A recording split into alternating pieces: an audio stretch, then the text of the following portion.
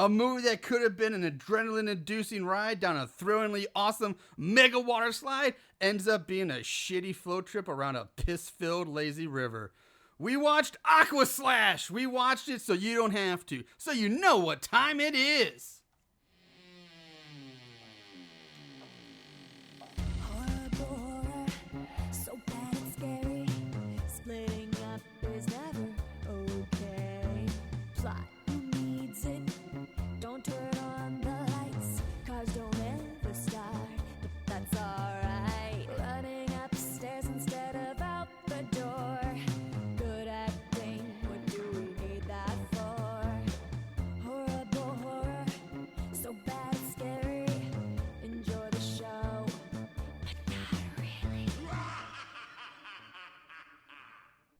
Welcome, Moon Goons. Welcome to the Horrible Horror Podcast, the podcast where we watch the worst of the worst in horror movies, movies so bad they're scary. I am your host, Mr. Marshall Hampton, and with me today, as always, is my co-host, my buddy, my best friend, Mr. Aaron Southworth. Aaron, how are you doing on this fine Sunday afternoon? Horrible. Oh no! Man, I'm actually fine. I'm doing okay, but I found out bad news. My sister, she's the co-host of Same Old Story podcast. She was on a trip with some friends, and not even one day into her trip, she fell, smashed her knee. It shattered. It literally shattered her knee into tiny little bits. And now I gotta make plans with her husband to try and get her home after she's had like 3 surgeries. So yeah, that sucks. It sucks. That sucks big time. But a big shout out to my sister, Rhiannon, and I hope you feel better. People keep her in your thoughts, all that good stuff. Yeah, I can't imagine what shattering a kneecap would be like, or an elbow, or a knee or an elbow, like just breaking those and shattering those. That'd be like the right. worst. Like, how does that happen? I mean, it's bad. Ugh, that had to have been bad. I think about all the times I've been skateboarding throughout my entire life. Yeah. I got skateboarded for like 10 years. Like, I sprained my ankle a couple times. That's it. But my sister split your nutsack just half an hour in Florida on a scooter, she shatters her knee. Yes, I did almost split my nutsack open. Thanks for reminding me of that. No problem. Happy to remind you. I had that on film. I know. It was incredible. Anyway, this week's movie is because, well, it's basically summer now. Pretty much every school is out, as far as I'm aware. I don't know if anybody's still in school. I can't imagine at this point. So with summer is hot. And when you want hot, you want to cool off and refresh. And with that, where do you go? You go to the old water park. The old water slides, wave pools, inner tubes, and piss-filled water pond. So what? I don't know why I'm going with this, but this week's movie is Aquaslash. It's like you're doing an intro. Yeah. Again. Yeah, we're doing Aquaslash this week. I mean, I think there's got to be a perfect summertime movie to kick off the summer season. But before we get to that, I want to remind you of the Horrible Horror Hotline, where you can call us and give us your feedback, input, movie suggestions, or just want to tell us we suck. Or if you want to talk, just want to vent, we're there for you. A machine will listen to you and record your message, and we'll listen to it later. The phone number for that is 740-4-SUCK-IT. And because Aaron's going to ask me this week. Yeah. It's 740-478-2548. There it is. It's only been like 3 weeks since you got that down. All right. So with that said, let's move on. The Aquaslash was released on June 12th of 2020. So just about a year ago, almost exactly a year. We're a few days off, but yeah, pretty damn close. You can find it currently on Amazon Prime for free. It's on Hulu, YouTube, you have to pay to watch on YouTube though. Google Play, Movies, Vudu, Apple TV, Showtime, Anytime, something called Fubo TV and Sling TV. I was going to say Fubo is Fubo is now streaming branching off into streaming services. You would watch it because you had a pretty sweet Fubo jacket, if I do remember. I think you mean have. You still have it? Still have that fucker. Hanging in the closet. How long have you had that Fubo jacket? Since about 1990. 98? That's so awesome. So have it still wear it in the winter because it's fucking warm as hell. That must be a great coat. It's lasted, so I mean, there's no reason to get rid of it. Hey, shout out to FUBU, right? This movie is written and directed by Renaud Gauthier. Gauthier? Nailed it. Yep, nailed it. Who also wrote and directed the 2013 horror movie Disco Path, which is an interesting one. I tried watching, but that one was all subtitled, and I gave up on it because I was like, Was it French? Yeah, or French Canadian, right? But yeah, but I love the idea of it because it was like basically like a guy goes crazy in like a disco. There's all like bell bottoms and like disco balls and dancing. He's like some disco killer. Wanna see me disco? So, but yeah, I tried watching it and it was all subtitles. I just couldn't get into it. At that one time, I was like, I didn't feel like reading.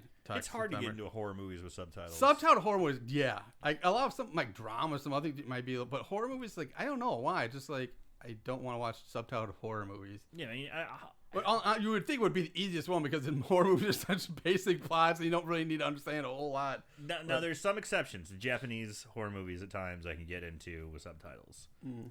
You know, but that's maybe it has to do with the genre, the style of Japanese horror. Maybe. But yeah, but like I can Spanish film, French film. Sometimes it's just hard to like. Okay. Yeah, I rather just have bad dubbing than read subtitles. You want to feel it. You don't want to read it. Yeah, I guess that's a good point. That's probably could be what it is. So moving on to the cast, there's a few people I'll mention in this cast. First off, we have Priscilla, who is played by Brittany Drysdale, I'm not sure which. She's got 46 credit, including she voiced Cordelia in Assassin's Creed Valhalla. She was the narrator for the show About Sex. She voiced Anna Becker in Tom Clancy's Ghost Recon Breakpoint. She voiced Emmeline Shaw in Tom Clancy's Division 2. She plays Katie Becker in the Amazon show Tom Clancy's Jack Ryan with Jim from The Office. Jim from The Office, thank you. John Krasinski, there it is. And she voiced Isadora in Assassin's Creed Origin, and she appeared on Blue Mountain Stage. So a lot of voice acting work in video games. A lot of Tom Clancy stuff, which is a weird thing. Does she do? I'm sorry, I was kind of checking out. Does she do Tom Clancy video games? Apparently, well, that's what I'm saying. She voiced the whole. All right, the voice in Ghost Recon Breakpoint, The Division 2. I wasn't paying attention. Those are all Tom Clancy games.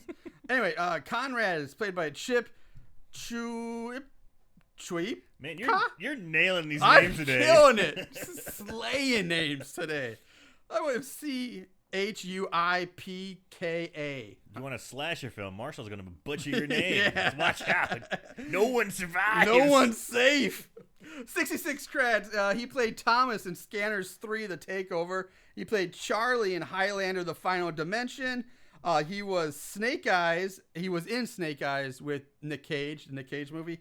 And fun fact, when he was a kid, he dreamt about being an astronaut. So that's nice. Weird.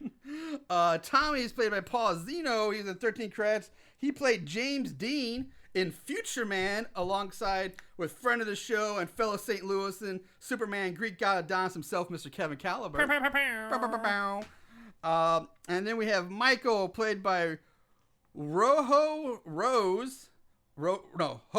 I'm sorry. I am another victim. Just call me Jason Voorhees, man. I am butchering it. Hojo Rose, but his real name is Howard Rosenstein. He was in Evil Breed, The Legend of Sam Hain. He was in one episode of the sex/horror show The Hunger. He played David/father in and American Haunting. So he did some other horror stuff. Wait, The Hunger with David Bowie? The Hunger? You said he was in The Hunger. Well, there was like a TV show. It was a TV show. It was kind of it was like Red Shoe Diaries meets horror. So it was like it was like a sex horror show. Well, I mean, the have you seen The Hunger? No. David, it's a vampire, horror adjacent, but it's Okay. like sexy too. And there's Maybe that's what. Yeah. Maybe they Probably. maybe they did like a Friday the 13th, the series type thing with that movie. Like, here's the movie, Yeah, but then we're gonna do here's- like a series in the universe. Yeah, I don't know. I don't think I've seen the David Bowie one. The Hunger's okay. It's not bad. It's definitely slow and dramatic more, but it's one of worth those. checking out. All You know, right, smoke a little weed. Check it out. Be good for you. that's the asterisk. That's the catcher. Smoke weed first, then check it out. All right, so let's put on our bathing suits and let's dive into this Aquaslash. Cannonball! All right, so the movie. Okay, well, originally I put, due to time issues, these might be a little different or shorter than the usual episode, but fuck it, who knows if it's gonna work out. I tried to trim this down as best I could, but we'll see how it goes. So we open with the credits playing over this large blade being sharpened on like a grinding stone or some kind of like machine. You see sparks flying as blades being sharpened. And that's it. And then we go to the Wet Valley Waterpark at night, where a couple of employees who are also bang buddies are sneaking in after hours. They're planning a trip to Pound Town. Yes, they are. So they end up having sex on this large wooden staircase that leads up to one of the water slides. The dude's got the girl bent over, and he's railing her from, and just plowing her, bent her over a railing, and he's plowing her from behind, just going at it. As they fuck, someone armed with a machete sneaks up behind him, slashes at the dude, which sends him crashing through the railing and plummeting to his death below. His body, aka mannequin dummy, bounces off several beams and poles on the way down, accompanied by the famous Wilhelm scream. Yes! Which was nice that they threw that in there. Yes, now it was not nearly as bad as a body fall as Terror at Baxter U. Oh, yeah. If you remember that one. But I tried to block that one out. That movie was one of our winners. Yeah, I can't remember if it won. Or it was It it was won. in the did it win? It won. 'Cause I thought that was the year one it went up against. I always know what you did last summer. Now the double 'Cause check. I can never remember which one of those ones. Yeah. Either Baxter U or I'll It was always the know. indie versus the studio. Studio. Yeah. Okay. So the killer then turns their attention to the chick and hacks her up with the machete. The camera cuts to the dead body of the dude way down below on the ground as the chick's severed body parts start like raining down on top of his body. Here comes an arm, and here comes another arm, and then like her head falls. Yeah, It's just plop plop. I like the beginning. Opening like okay, I'm not in. a bad cold open. I'm in. It's good. I'm on this train. All right, so pretty good stuff. I'm on board with it. All on board. Toot toot. Let's go. However, I did find myself wanting more and more to get off of this ride as the movie goes on. Like, does somebody get me off of this? Now we cut to sometime later. We don't know. Is it the next morning? Is it a few days later? Is it weeks? Who fucking knows? It never explains. It's just later. The camera pans past the West Valley Water Park and then over to a sign that reads, "Welcome graduates of Valley Hills High School class of 2018. At this point, several buses and cars pull up, and dozens upon dozens of ready-to-party high school grads just pour out.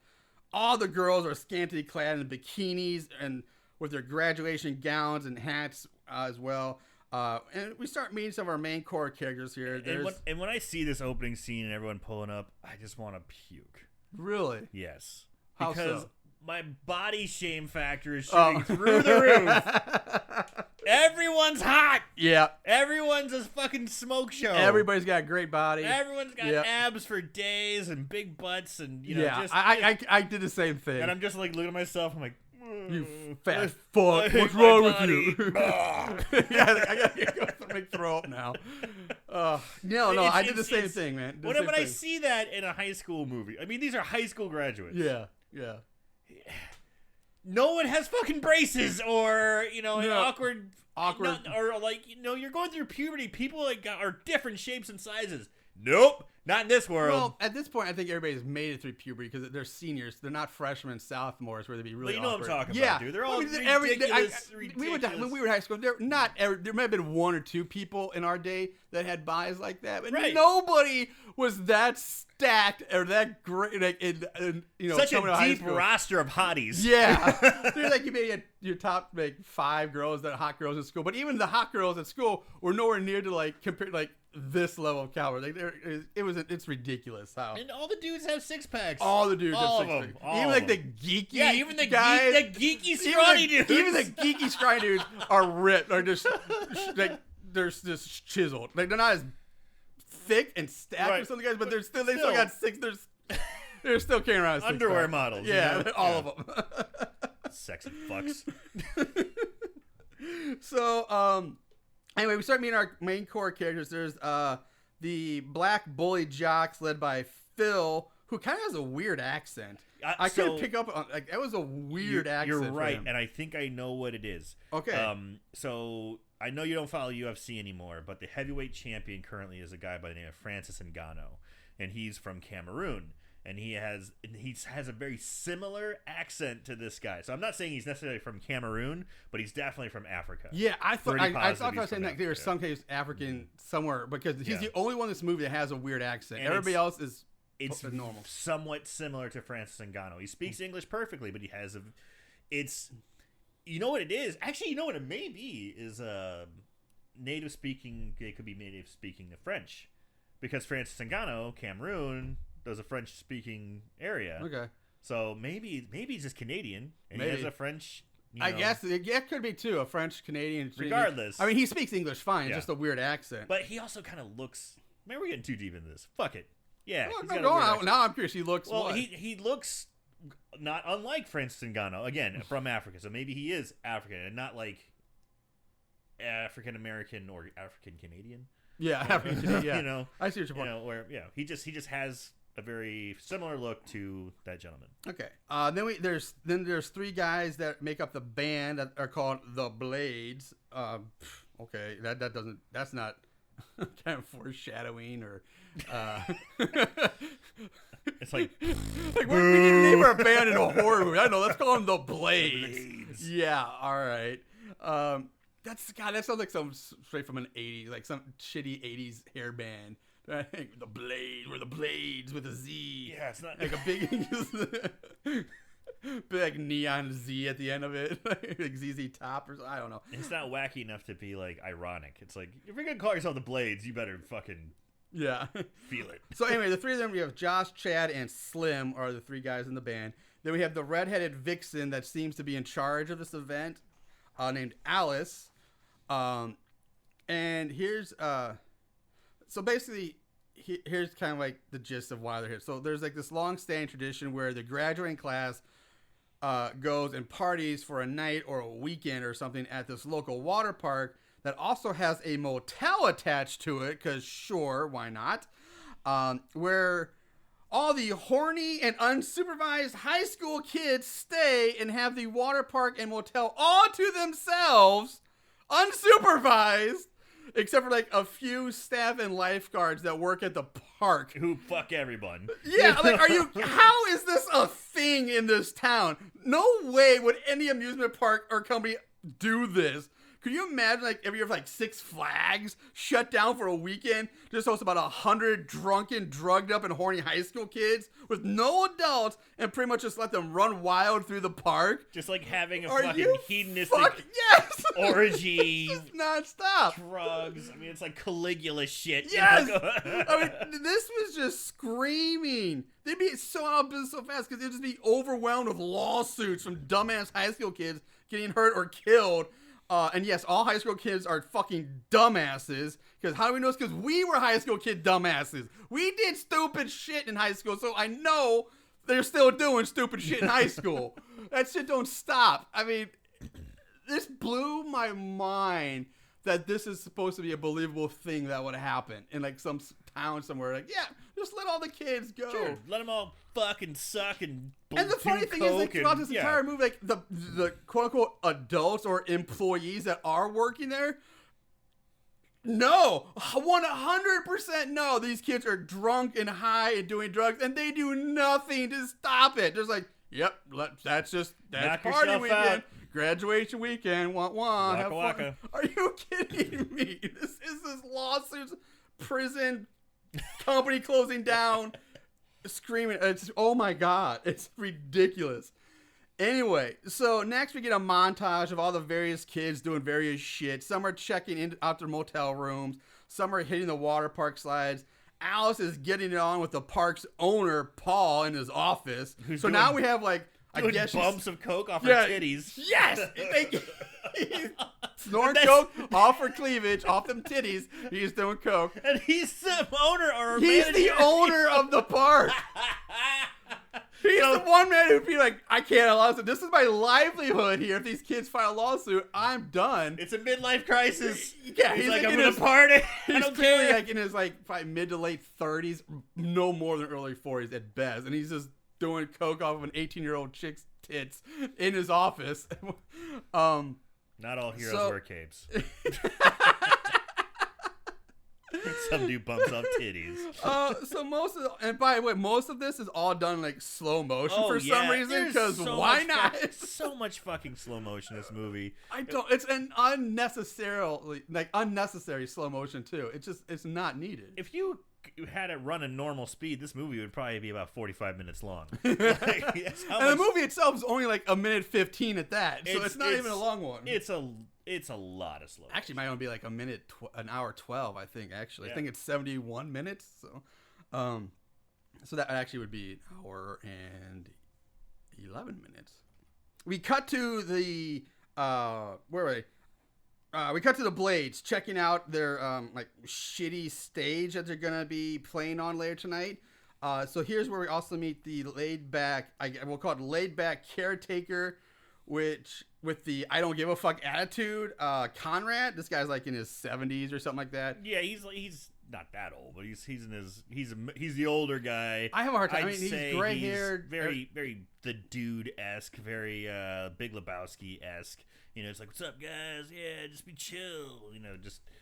He doesn't really give a fuck. Yeah, well, he's kind of chill, but at the same time, you can tell he's a hard ass tough guy. He's like, don't fuck with me, but at the same time, he's like, it's whatever, dude, just kind of hang out. But you can tell he's got there's a hardness to him too. But he's like, I don't give a fuck. And there's something about this movie. Who's the fucking sympathetic character?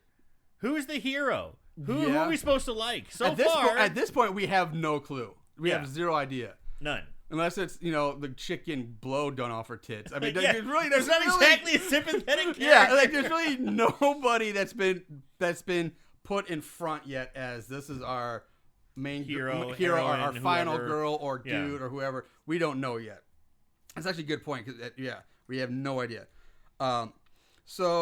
They Conrad and the Blades talk for a bit, and we learn that that Conrad has been to this water park working here since 1984 when the park first opened. And then now we get a POV flashback scene of someone going down a water slide, which I guess who I suppose is supposed to be a younger Conrad working as the lifeguard saying, "Go, it's your turn." And again, slow motion. So we go to the POV down the water slide, and when this person hits the pool at the bottom of the slide, we see the pool water turning red with blood. This mystery person kind of looks over and sees a dead guy floating in the water next to them, who looks like his throat's been slashed. Slit, yeah. And then we just jump right back to the present day. That's our flashback. Conrad leaves the band and go after some parting words, and he leaves. We cut to the traditional and annual Wet Valley Water Park car wash, which is being run by Priscilla, who is the owner's wife. Yes, that same Paul who is doing lines of blow off of a high school girl's tits. So now we see it's not all, not happy. It's not all happy in paradise there, I guess. Yeah. So, but trouble in paradise again, going on. She's a fucking smoke show. She's pretty. Yeah, she's got a nice body. She's definitely. Like I said, she's the owner's wife, so she's like in her 30s compared to everybody else. But still fucking hot. Still pretty. Yeah. So basically, which makes it even weirder because yes, these girls are supposedly 18, but there are some probably high school graduates depending on your birthday. You might graduate at 17, maybe depending on when your birthday is. Sure, I don't know. Absolutely. But so keep in mind, this is like a 30-year-old woman who's supervising this car wash with a bunch of high school kids and teenagers, and she's like, "All right, girls, soaping up those titties. Let's rub our titties on the windows, girls." Like, it's so awkward and weird. It's like, like if you're gonna do a bikini car wash, I get it, but mostly that's like college level, Right? Or like at least mid-20s. Like, I mean, you don't. It feels weird when you get like high school kids doing this. Like again, 18's one thing, but if there's like 17-year-olds, again, it's like weird. High school graduates. Yeah, they are high school graduates. Yes, but it's just Barely weird legal, brother. it's just awkward. Like, it's weird to think. Like, yes, the girls are pretty. You know, the actresses playing are not that age, but Right. still, in reality, they're supposed to be high school. And here's a 30-something-year-old girl in a bikini herself going, "All right, girls, let's get them titties wet." Have you ever been to one of those car washes? I've actually never been to. I haven't either. No one does them. It's like a movie thing. I think I've seen them. I mean, I've once seen or like twice. every time I see car wash in the area, it's like, you know, like I don't want to say it's like maybe like a cheerleading team or like raising money for like a cheer team or a Girl Scouts, but it's never girls basketball team. Yeah, yes, and none of them are. And nobody is going to let their kids do this shit. Right. So no one's doing bikini car washes for high school fundraising. It's just not happening. No one's going to do that. Like, why is this allowed? But anyway, so Priscilla does say that every year this car wash raises thousands of dollars and sends 2 lucky grads to Europe, which, okay, that means you have a bunch of fucking creepy, pervy, pedophile wannabes in this town who are going to get their car washed by high school girls in bikinis. What's that say about the people of this town, too? This town is fucked up. It's tradition. It's tradition. Hey.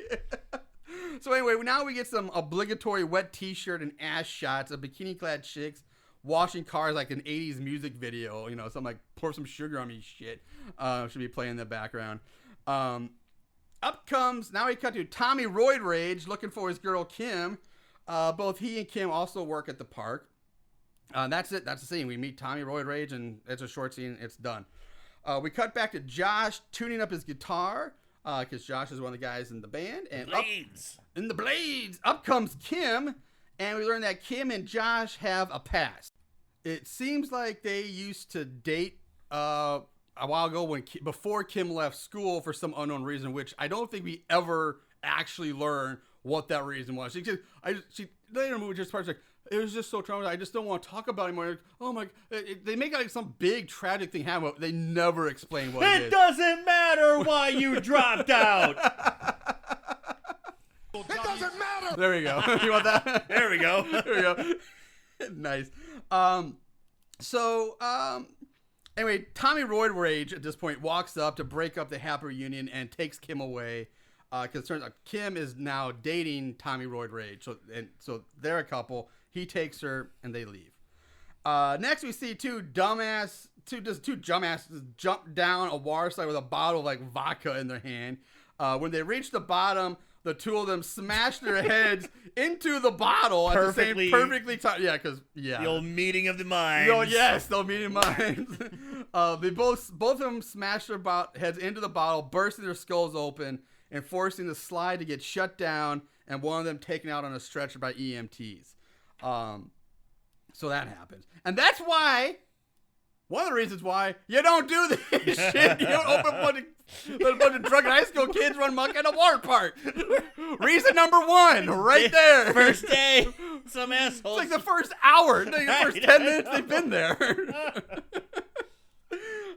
So meanwhile, out on the beach, Alice and the band sit around drinking beer. So apparently there's also, like, this place is on like a lake that has like a little sandy beach section as well. So like this big, so there's a little beach there. Alice it's like a white trash resort. Yes. Yeah. Yeah, I could try. Yeah, that's a good part. So Alice and the band are sitting there drinking beer on the beach with Phil, the black bully. Priscilla walks around in her bikini with a dead bird for some reason. Like, I don't know why she's carrying a dead bird in her hand, but she's carrying a dead bird as she walks down the beach. I just don't get this one at all. What? Yeah, if you don't remember this. Tell me what she's holding is not a dead bird in her I hand. have no idea. I was looking at her ass. Well, I don't know what she was holding. The first shot of her when we see her come walking on the beach is a straight on front shot of her walking, and in her left hand, at first like, oh, it's a big person. No, it's a dead fucking bird with feathers and Like, I don't know if it's a seagull or something, but How did I miss this? I don't know, Howie, but it looks like a dead bird. It looks like straight up carrying a dead bird. I don't know why, but nobody comments or mentions this. Yeah, because it's probably not a dead bird. It's gotta be a dead. It looks like a dead bird. Anyway, Priscilla walks past the group who are all stunned by her hotness. Well, yes, she's a pretty girl. She's, decent by, she's skating. It's fine. Looks good in a bikini. But they're making her out to be like fucking Cindy Crawford in the old Diet Pepsi commercial from the 80s or 90s, whatever it was. Like super, like extreme levels of hotness. Dated, but good reference. Yeah, but she's pretty, but she's not like that. Not like, stop everything. Oh my God, she blinds you with her hotness type thing. Well, they mention her reputation. Yes, well, that's the thing that draws to them. I get the reputation part, but that's before they even mention the reputation. They're just looking at it and they're like, oh my God, like her hotness will melt. It's like you're looking upon the lost ark and rage. Your face will melt from her hotness. It's not that extreme. Still pretty hot. Anyway, as we mentioned, just what you're talking about. So basically, it turns out Priscilla graduated from the same high school back in 1992 and has a reputation for being pretty sexual and taking a lot of kids' virginity. Rumor has it that she chooses one guy every year from one of these parties to fuck him from the graduating class. And her nickname is, in quotes, the end, as in she's the end of the row of Virginity Road. So I'm like, okay, I kind of get it. But and Slim is all about being that one lucky guy this year. He's like, oh God, I'm going to make it me. I hope it's me. And so he gets up and starts following Priscilla down the beach to try to talk to her. But before he can, Priscilla gets a call from Josh's dad asking if they are on for dinner tonight, which she says yes to. So next we can see Alice in her motel room with some other girls doing lines of blow. So much drugs in this movie. Where are these high school kids getting so much drugs? Like all the cocaine, it's all like the ecstasy, Scarface. All the ecstasy, all the weed. Like they open up a suitcase, it's like full of paraphernalia. Yeah, like where are these kids getting this shit from? What is going on in this town? I really want more to learn about this town they're in. Like what filled with pedophilia, perverts, and drug kingpins and white trash resorts. Yeah, like what? Oh my God! I think Marshall's planning his next trip. Yes.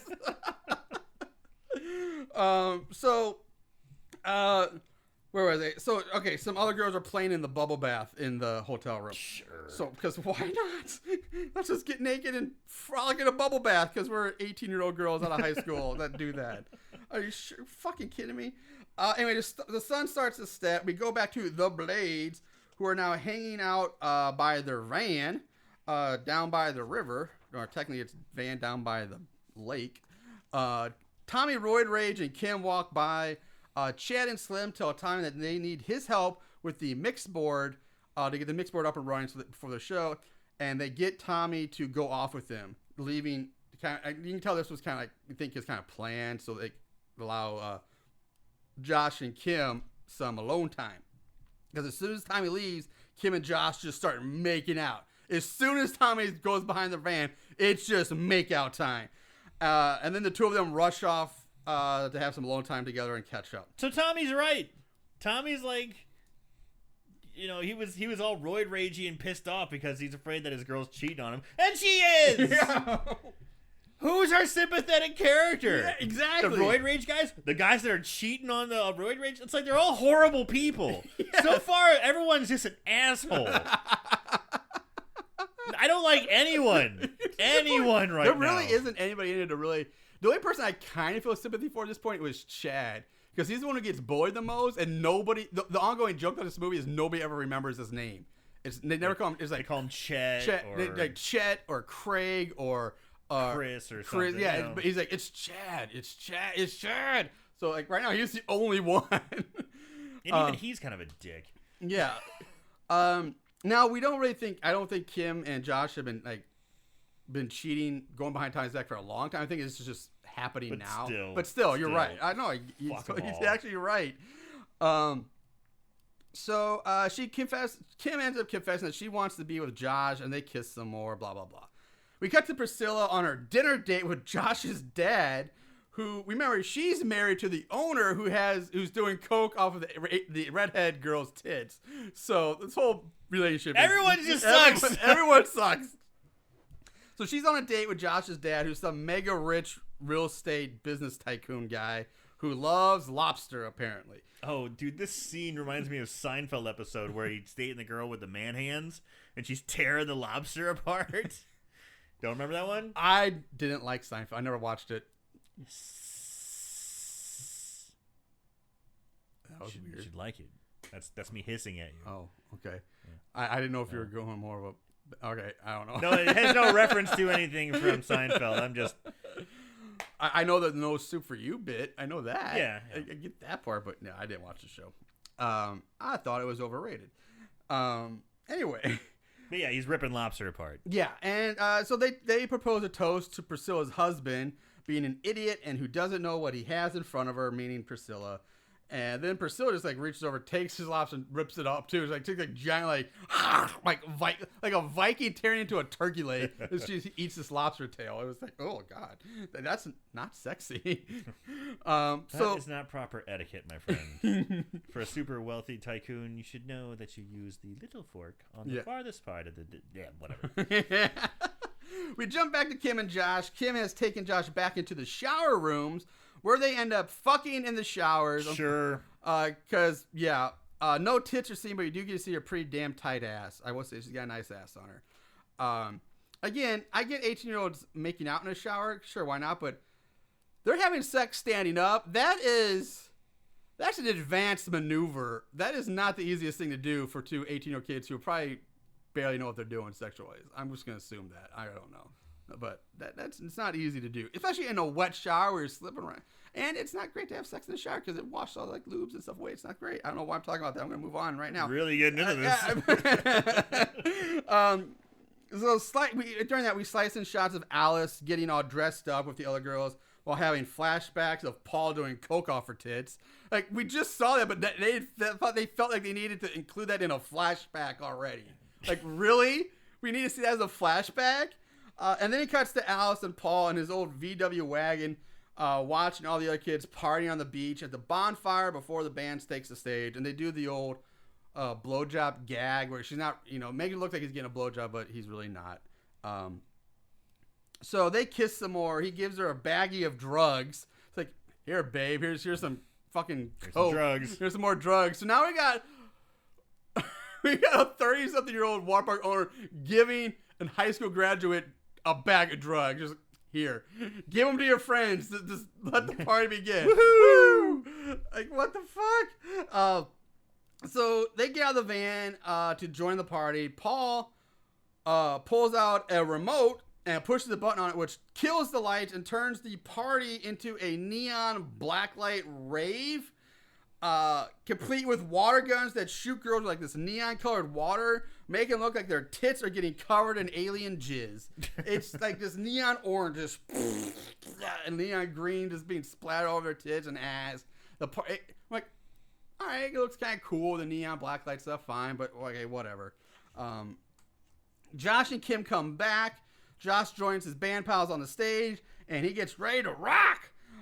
They tell him that Tommy Roid Rage is going to kill him for fucking Kim, but Josh is confident that Tommy will never find out because he's an asshole. Because everything works out, and Alice introduces the band, and they start their performance of I wear my sunglasses. Yes, at night. Corey Hart's "I Wear My Sunglasses at Night," which is fucking terrible. Oh, it is so bad. Because Josh is one of those whiny emo fucking singers, like, yeah. And you don't believe me? Guess what? You're gonna get to hear it. So here it is. Taking my headphones off. Now the music part, not too bad. I kind of like the music part here. But then he starts singing and it goes to shit. It's so bad, so terrible. Yeah. It's garbage. And it's this whole scene. It's just like chicks dancing. People just partying on the beach by the sand, the bonfire. Everybody just dance around, being an idiot. And then during it, you get Tommy comes up, grabs Kim, and it ends. Well, hold on. I'll let this go play because the way this ends is how I feel about the whole thing too. Is what Tommy says. But enjoy the crappiness of the song for another 30 seconds. 30 seconds too long. It is really long. It's a shitty version. I will say that. It sucks.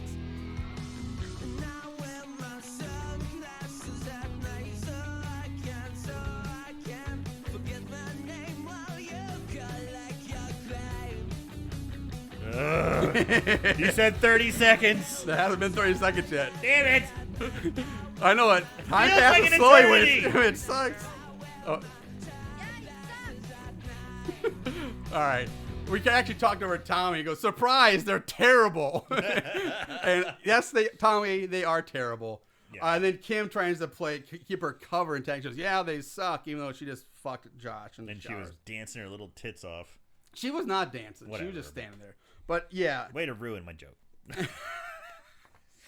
Sorry. dare you. Sorry. But yeah, so there is that. And basically, what we didn't talk about during that song is that basically almost right after the band starts playing, as soon as they hit that first chord, this camera goes, starts showing everybody's partying, everybody's dancing, but then they show shots of like more and more people getting their cell phones start going off, and everybody starts getting sent a video clip of Josh and Kim fucking in the shower. So there's like video footage on like sounding like a mass text or something. Well, we never find out who actually recorded them in the shower and sent the text. So, which is kind of weird. Like you would think they would like do something with that. Like you motherfucker, you ruined you. It's the start of a decent mystery. Yeah. Like a good, okay. Something's being set up, but something's happening. That you never find out who does it. It's a way like what? Why? So anyway. At this point, Priscilla and Michael are also now at the party for some reason, because sure they left their lobster date restaurant, a nice restaurant, to come to this fucking high school beach party. There was a scene where Johnny called his dad. It's like, hey, we're playing tonight, so it'd be kind of cool if you saw your son play. That was in the open. That was way back in the open. Yeah. That. So you're right. He's calling his dad like, if you want to see a cool band play. Yeah, but So of course, like I said, that the video's going around. Tommy Roid Rage sees the video on Kim's phone because she gets it too.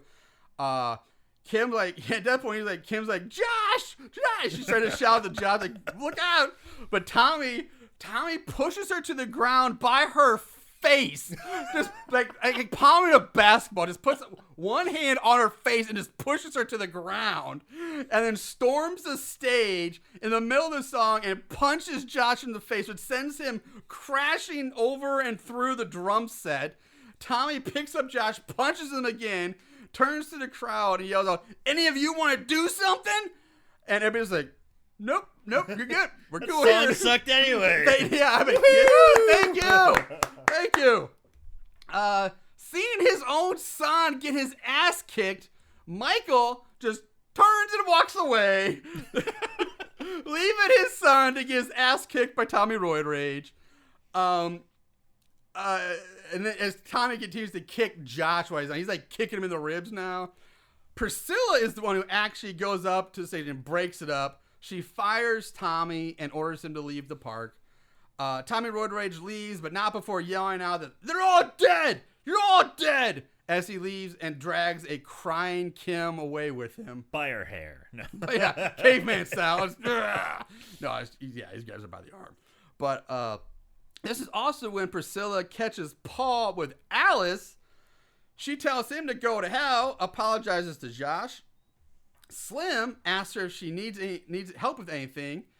So Priscilla grabs Slim by the arm and pulls Slim with her, taking him with her as she leaves. I guess because he saw her husband with the girl, so it's time for her to get her revenge. If you're fucking a kid, I'm fucking a kid. Yeah, even though everybody knows she fucks a kid, and she was just on a date with Josh's dad who just left. Woo! So that date, why don't you go fuck Josh's dad? You already had a date, but now she grabs an 18-year-old kid who her pussy must be like the Grand Canyon, just gigantic.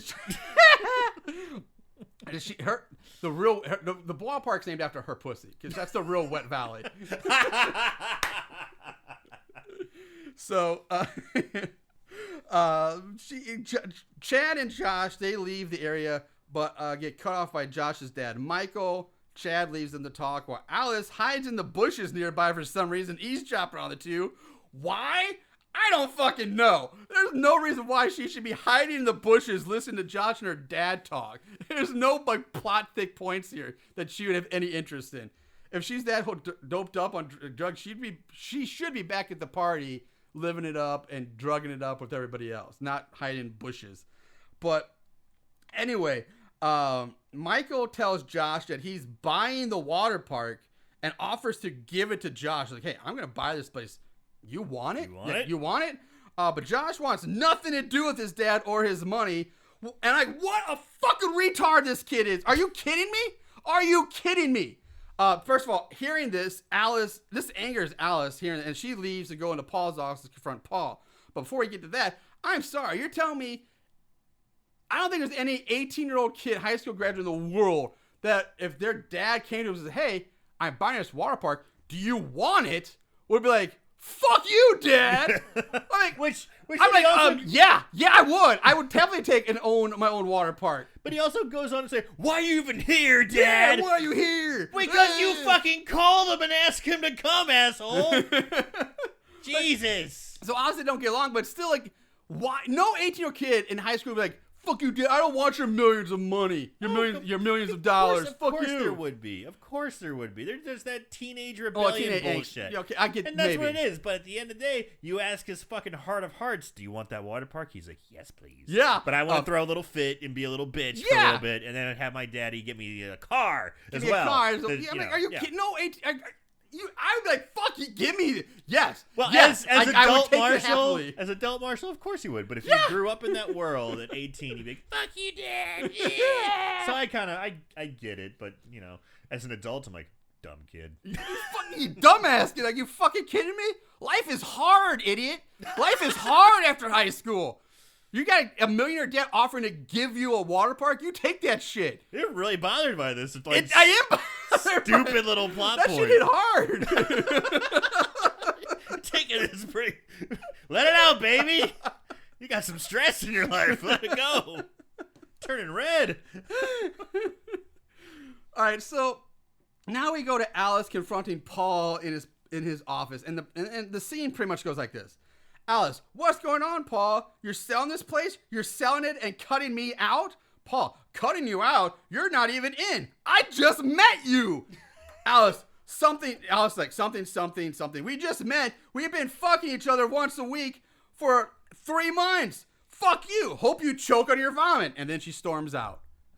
Talk about entitlement to a little bitch. No Jesus shit. Christ. First of all, you're not married. And why does he owe you anything? 2, you just met the guy for 3 months, and you think he's gonna give you the water park, shares in the water park. And of course, yes, I would take a water park if it was successful, but I don't know how many water parks are successful these days. Like, you're not gonna become mega rich over in a park that's only open like 3 months out of the year. What are you gonna do with the rest of the time? You can't. You're gonna run out of blow on your titties.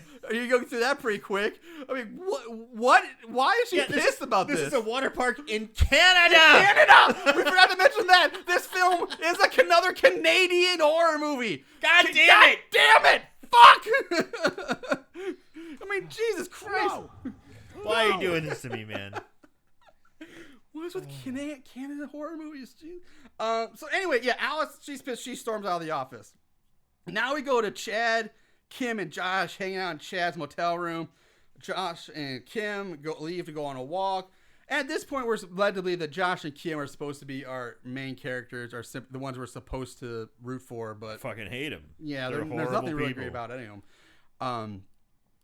I mean, Kim's probably the most sympathetic. She's just but she's boring. Yeah, there's not much to it. Josh is a fucking entitled little bitch asshole who's like causing problems for Roid Rage Tommy. Honestly, he's not really entitled if he's saying he's turning down Daddy's money. He's trying not to be entitled, but he is. He's an entitled little fuck. Yeah. We cut to the mystery person drilling and cutting gaps into one of the water slides, like the bottom of the slide. And then we see the person insert these two giant fucking blades that we saw in the opening of the movie getting sharpened into the gaps. The two blades crisscross inside the tunneled water slide, making a deadly X. So I wish I had DMX for X is gonna give it to you. X is gonna give it to you. X gon' give it to you. He gon' give it to you. X gon' give it to you. He gon' give it to you. Nope, I'm stopping that right now. Just edit that out. Edit that. All right, so the next morning we see Michael standing alone outside one of the Waterpark's like buildings. Like it's like I think it's like a maintenance building or a pump building, a pump house. I'm not really sure which it is, but it doesn't matter. So we see the killer's get the POV from a killer walk up behind Michael with a gun. Michael turns around when the gun's barrel gets jabbed in his back, and Michael's like, "Hey, what are you doing? This isn't funny. Stop it!" And it's also worth note here that we can see several of the high school kids like walking around in the background, going up the stairs to the side in the background. There's a lot of them going up there. Michael like reaches down and just kind of pushes the gun down like to the ground, and the killer shoots him in the foot. So bang, shot number one. He calls the person crazy. He says that I'll do whatever you want. I'll do whatever you want. He stumbles backwards into the maintenance building where he falls on his ass, and that's when the killer shoots him. Bang, shot number two.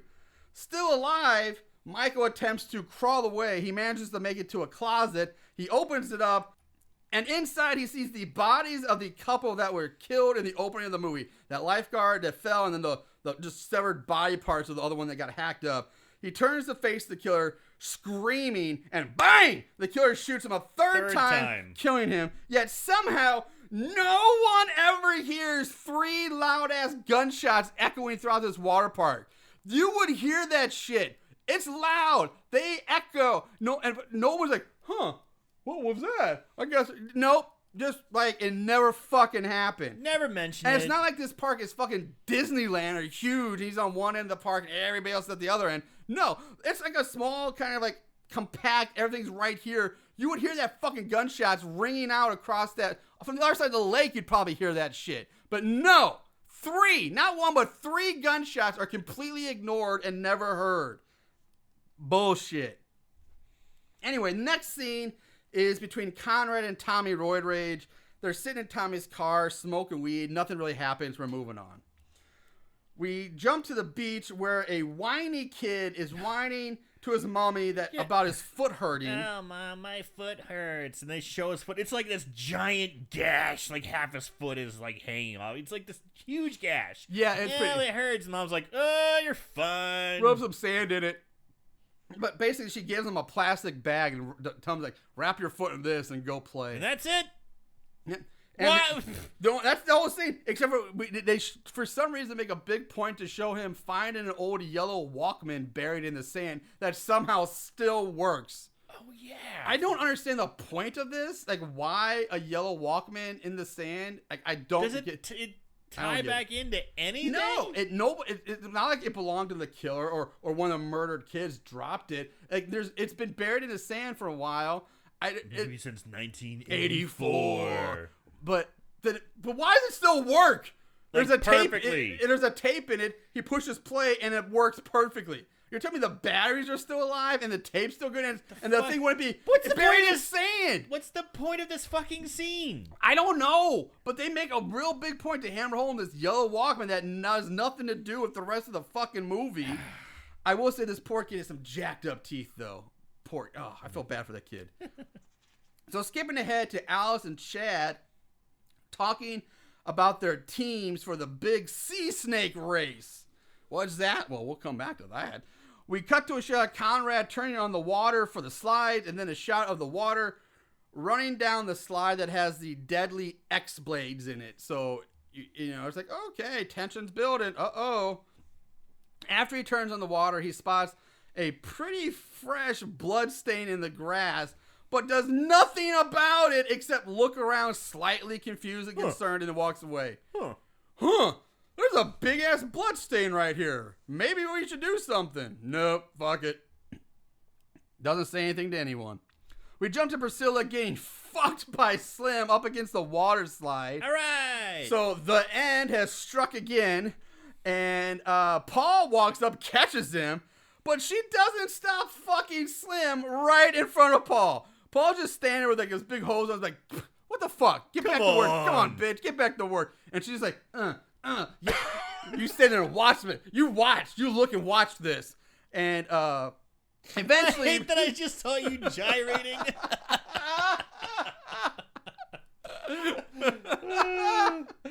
That's been burned in my mind. Eventually, Paul does chase off Slim, who pulls his pants up as he skitters off. He and Priscilla argue back and forth. They throw each other's side pieces at each other. Like, well, you fucking her. Well, you fucked him. And there's bitching. At this point, all Paul cares about is that Priscilla finish up with her boy toy and get back to work because they're shorthanded. She calls him a loser. He calls her a cunt, and they go their separate ways. That's a bit of an escalation right there from loser straight to cunt. Damn. Yeah. That escalated quickly. So now we go to the sign-up table for the big sea snake race, where all the teams of 3 are signed up for their chance to win a trophy and the $500 cash prize. Some of the teams are Alice and her 2 no-name sluts.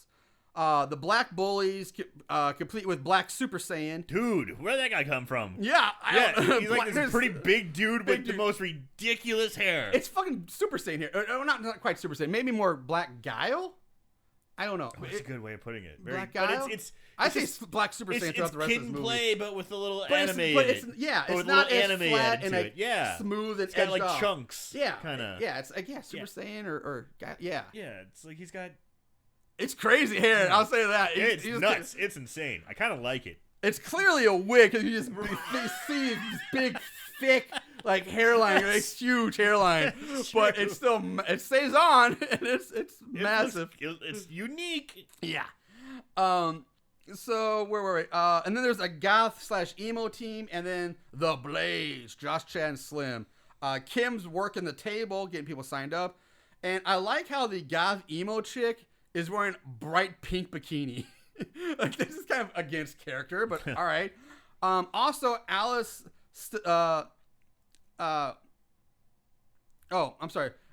Alice steals my fucktard word in this movie. She actually calls Paul a fucktard. Like, damn it, that's my word. So trademark. No, they used the word fucktard, which made me giggle because you love that word. I do. And now we get this fucking ridiculous scene of Alice.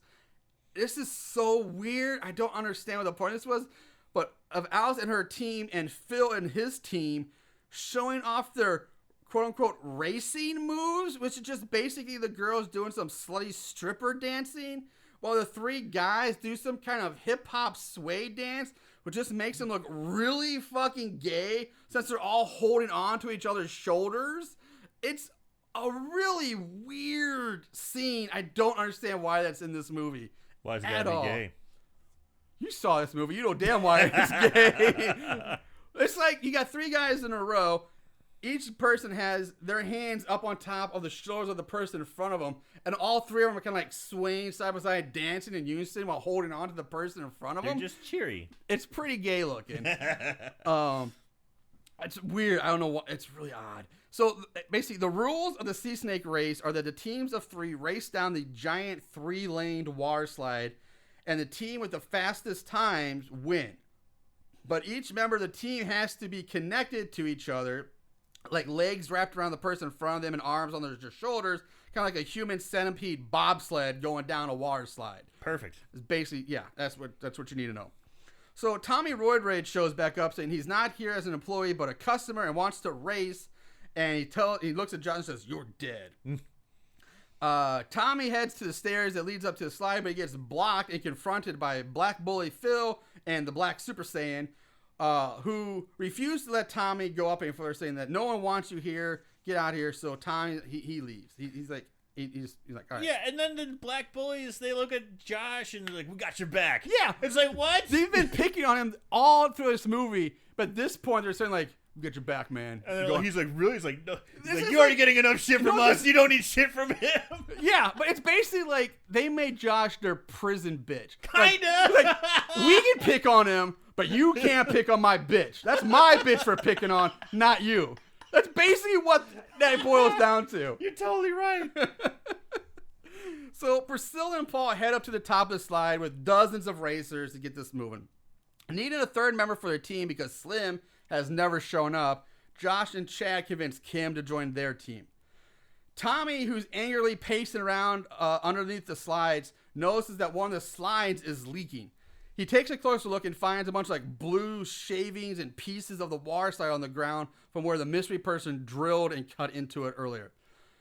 Yet when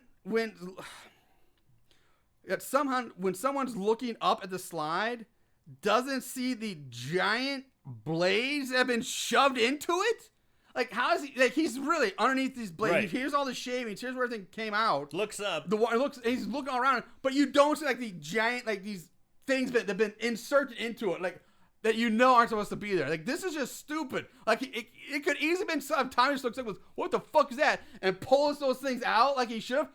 Nothing would fucking happen. Like, everybody's saved. But how does he miss this? He looks up at the slide. He's underneath it. He picks up the shavings. He looks up right at where the blades would be. And nothing. Are you fucking kidding me? That's not totally nothing. It's not, right. Not totally nothing. I'll give you that.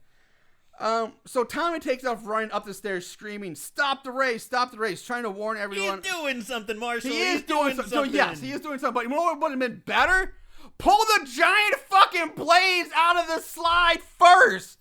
That would have been move number one. I just wish they would have shown him like attempt. Like, yeah. And it's like just like bolted in or great. something. That I would have been if he tried and he could, or they show like screws like they've been screwed. They're like, okay, I get it now. That would be 100% believable. Totally would have bought that. Yeah. So he goes running off to try and warn her. He's actually doing the right thing. Yes, he's actually. He's this is our bully. So Tommy Roid Rage's redemption. Yes. He's not a complete asshole. Yeah. He's like, stop, you're gonna get killed. Something's gonna happen. He's warning about the slide's been it's damaged. The structural integrity of the slide. It's not safe to go down. Of course, everyone he passes ignores him and just continues. Like, whatever, nerd. Fuck you, nerd. At the top, Paul and Priscilla are going over the final details of the safety's for pussies. Yeah, they're going over the details and the rules of and getting all the teams lined up, ready to go. Team Slut, Team Blades, and Team Goth Emo are the first three up. I do like when Paul says to Team Goth, "Before you guys kill yourselves, can you please line up over there?" Thought that was kind of funny. Seeing Kim with Team Blades, Priscilla says, "Hey, Kim, you're not supposed to be up here. You're supposed to be down at the working table." Kim promises, like, I'm going right back to the table. I just want to help out the guys. They needed a third. Priscilla radios down to Conrad, who's on lifeguard duty and timekeeper duty at the bottom of the bottom of the slide, telling them that they're, hey, we're ready to start. Racers are coming. Yeah, you ready to go? Paul gives the final countdown to the racers, but right after he counts down and fires his starter pistol, Tommy runs up screaming, "Stop the race!" And he's holding the blue shavings in pieces for Paul to see. Tommy is frantically trying to get everyone not to go down the slides, that the slides are going to collapse and people are going to die. Now, collapse is a bit strong from just a few shavings, but I appreciate his efforts here. But of course, no one fucking believes him, and he pleads with everyone, and he says, "Don't you all realize it's 35 years this weekend, the murders?" Now we're bringing out a plot point that was never fucking talked about, really. Yeah. I mean, it was like maybe glossed over a touch of it.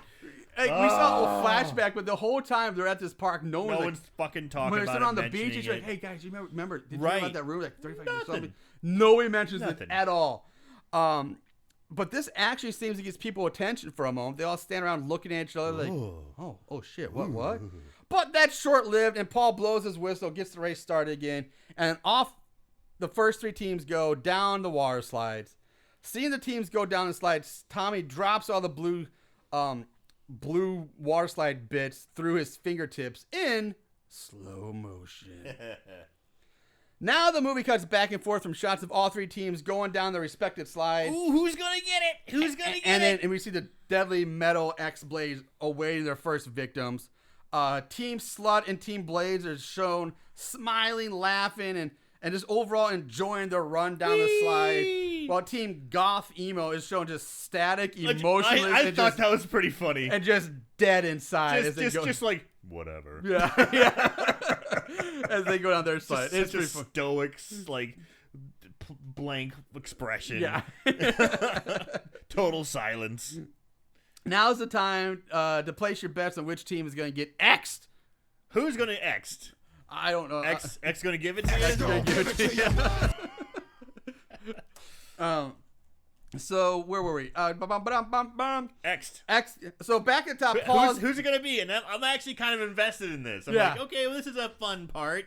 You know, the movie's like, finally something's going to happen. Finally something's going to happen. Something's going to happen. Someone's going to get this killed. movie is 71 minutes long, I believe. There's been a murder at the very beginning. We had a good opening. We've had one person get shot. And a guy gets shot. We've had like 40 minutes of practically nothing so far. Of like kids having sex, doing blow, and bitching. Yeah. And I'm like, ugh, why am I watching the Kardashians? Back at the top, Paul's getting the next three teams lined up. Tommy tries one more time to warn them all. But this time, Black Bully Phil and Black Super Saiyan have had enough of Tommy. They grab Tommy, drag him over to one of the slides. Tommy's trying to break free from them, but can't. He begs them not to do this, but Phil and Black Super Saiyan just basically throw Tommy, just toss him down on the side, like, get down there. And they're like, all right. Yay, make sure, yay. We just freaked that guy out. We traumatized him. Maybe even killed him. Yeah.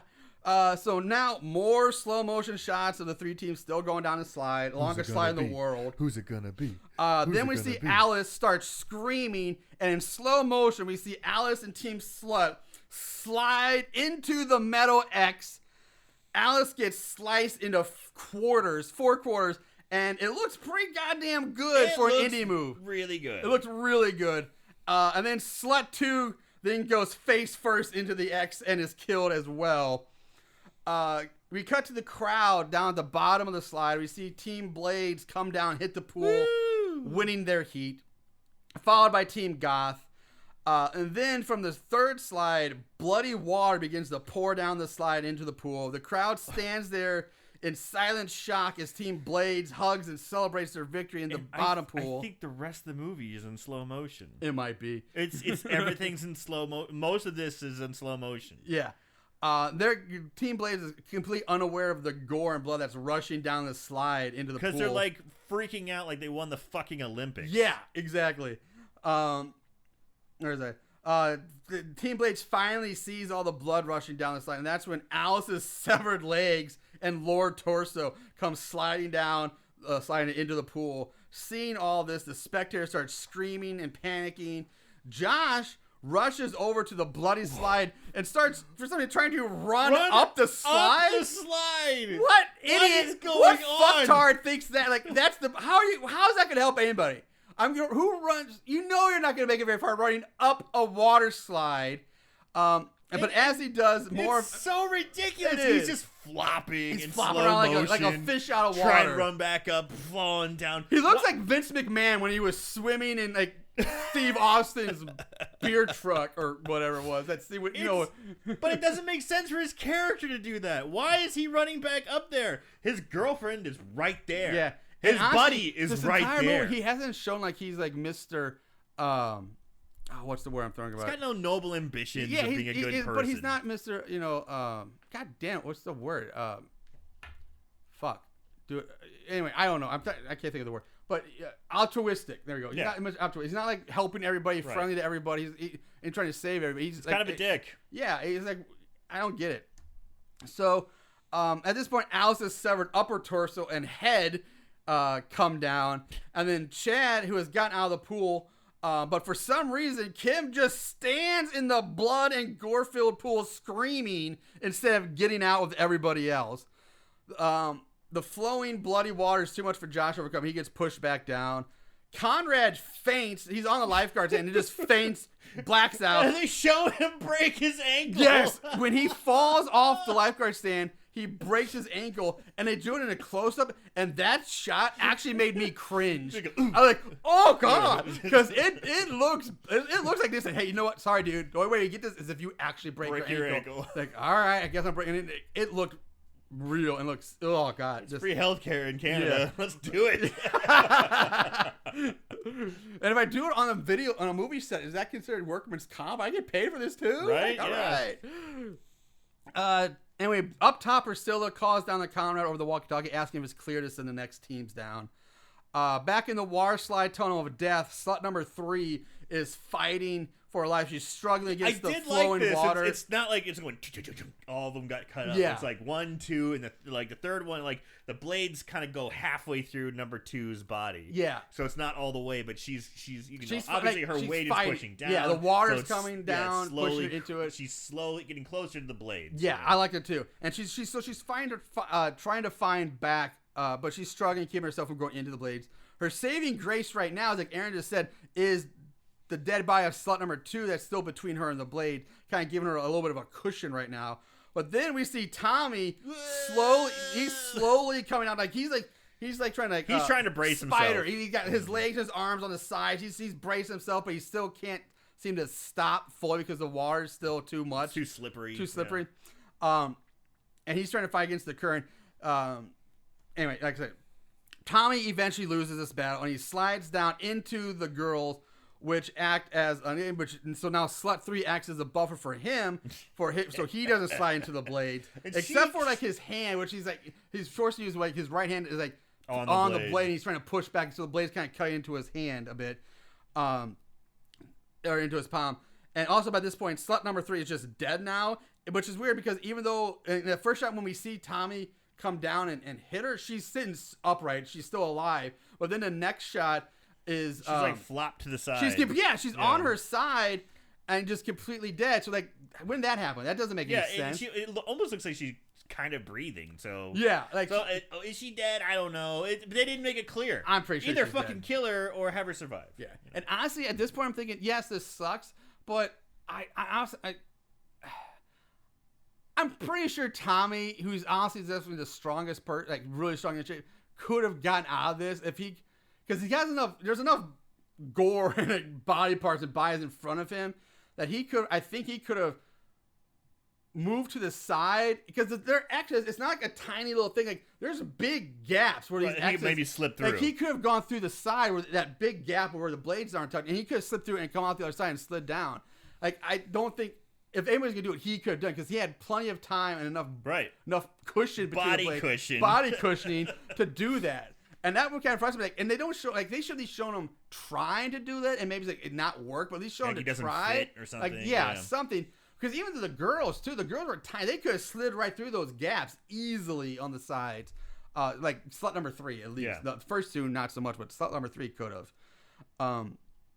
Anyway, where was I? So the boy with the injured foot, who we saw on the beach with the Walkman, his mom calls 911. Chad throws up, and then for some unknown reason, the mom just falls into the pool. Falls in the pool. And she faints or something and just falls in the pool. And the water, it's fucking pandemonium. Yeah, the water sprays up, splashes a bunch of people, and they all like, freak out, and they run off. It's pandemonium. Yeah, everything's going insane. Everyone's just going bananas, absolutely off the charts, screaming, yelling, people running in every direction. Yes, right. Yeah. So we go back up top. Conrad, and they're just like, is everything okay down there? Well, yeah, Conrad. So we're sending some more people. What the fuck?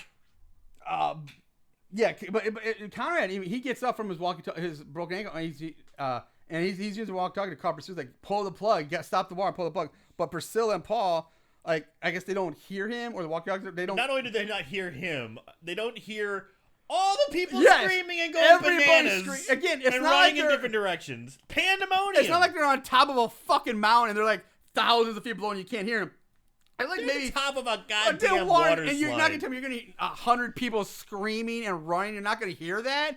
What the fuck? Is there some kind of like soundproof bubble going on in here? Like this deadened sound, gunshots, and mass hysteria can't be heard. I got it.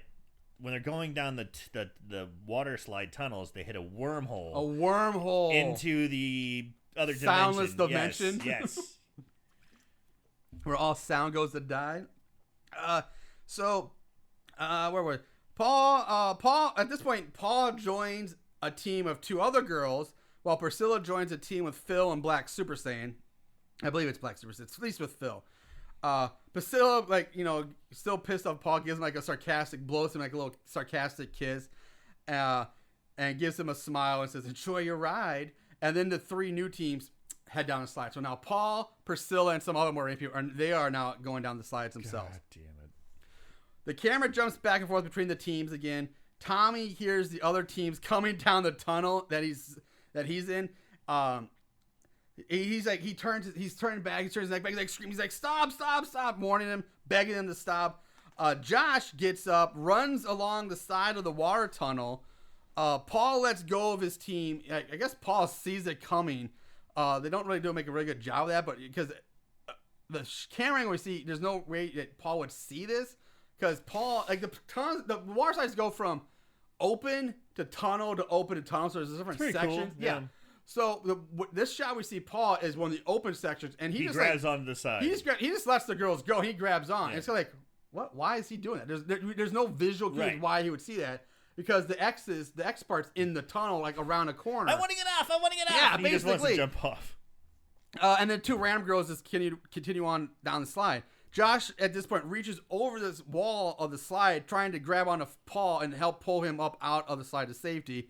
The 2 random girls slam into the back of Tommy, forcing him into the blades, which cut off Tommy's head and send it down the slide. So Tommy Roid Rage is dead. Priscilla reaches the bottom filled pool where Kim is still standing there screaming. Why is she still standing in this pool screaming? In slow motion. Everybody else has gotten the fuck out of this pool and is like, "Get me the hell out of here," which is the rightful reaction, not stand in a pool. I mean, she's in shock. I don't mind it. It's fine. You're just bitching. I don't know. Thanks. All right. Which is what we do on this podcast, so my apologies. That's what I do. Anyway, she's standing there screaming as more and more body parts just keep coming out of the slide into the pool. Conrad yells for Chad to go turn off the water. Kim finally gets out of the water and heads to the maintenance building. I don't know why. I guess that's where the water shelf is supposed to be. Inside, she finds the floor covered in blood, which she slips on and falls into the blood, nearly falling right on top of Michael's dead body. Michael being Josh's dad. Michael's dead body, which now has a roll of money stuffed in his mouth, looking like he just lost a match with the $1 Million Man, Ted DiBiase. Back to Josh, still trying to pull Paul up and out of the slide, but Paul is losing his grip and says to Josh, "Tell your dad to go fuck himself. I'm sorry, kid." And then just lets go, and Paul just lets the water carry him down to his death, where back down the slide where he gets killed by the blades. It's like, what? That's like, you give up that easy? You're just like, all right, I'm just gonna let go and just let this happen. Like, no, man, you fight for that shit. But tell your dad to go fuck himself.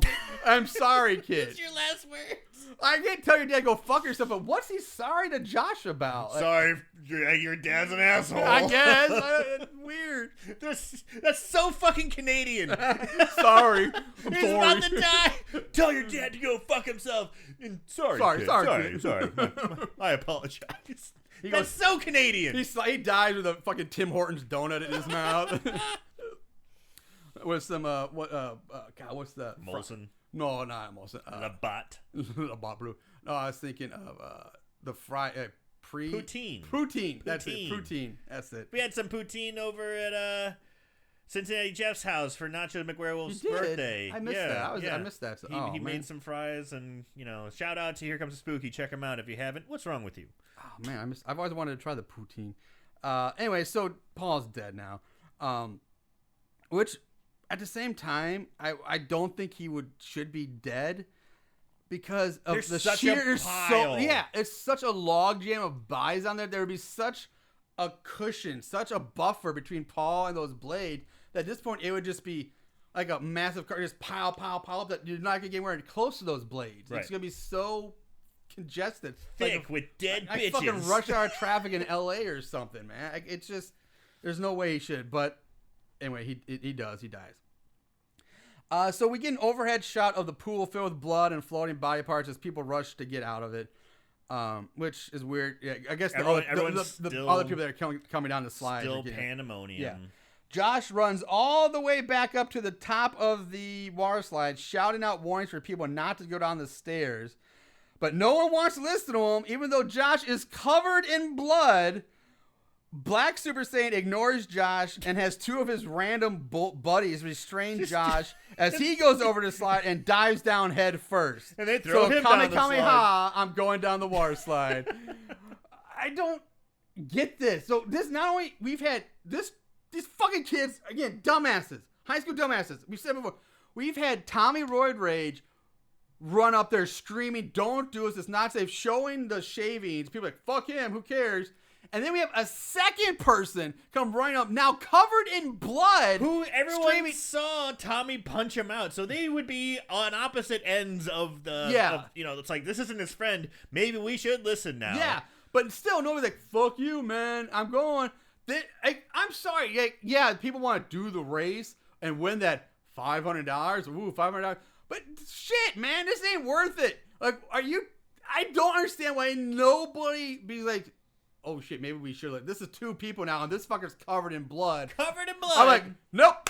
I'm out. Right. I'm done. I'm going down those stairs. And the fact that, they should be hearing everybody screaming bloody murder.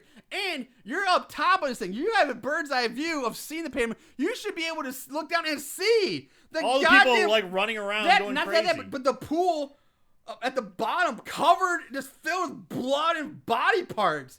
How are people not seeing this and be like, yeah, good point. Let's not do this. It's time to call this. Let's call it a day here. Let's wrap this up.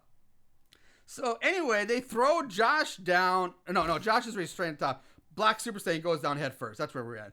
So now a gimpy Conrad limps his way up the stairs, shouting out for everyone to stop. So we have a third. I did that bit too soon. 3 people now telling them to stop, and another group of 3 random chicks goes down the slides. And here's how the fuck is this so goddamn retarded? There's been three people now saying don't do it. So ridiculous. So don't do it. Fuck beating, you. Woo! Let's go. Yeah. Just beating this dead horse. Yeah. Paul lets them go. Let's where was I? Oh, I went back to the top. Wrong note. Anyway, so, and then at this point, after we saw Black Super Saiyan go down, the 2 guys that were restraining Josh, holding him back, just like Tommy, they throw Josh down a slide now. And it's like, fuck you, loser. Old hat. Yeah. This is getting ridiculous. It is. And then we get This is really ridiculous. we get another overhead shot. Recycling this shit over and over. Overhead shot of the bottom pool where Priscilla and Phil, sit on the sides, dangling their feet in the bloody water. And I'm like, who the fuck would do that too? Why? Who would just sit there like nothing's fucking happened, dangling their feet in a pool filled with bloody water and floating severed body parts? Excuse me, they are sitting there like nothing's happened. Like they're just chilling at the beach, like 2 friends, just having a nice little time. Never mind, the blood food pool was filled with severed body parts. That blew my mind that would even be considered a shot in this movie. Why? It should have been the goth chicks. That would have been hilarious. If it was the goth emo people, that would have been hilarious. I would not be bitching. That would be funny. That'd be all right. But it's not. I don't get this at all. And Priscilla is like owns this place, or at least she'd be like, "Oh shit, I gotta put a stop to this. This is my business. Like, what is happening?" She's like, I feel a lawsuit coming on. Yeah, she's like, been there, done that, I guess. I don't know.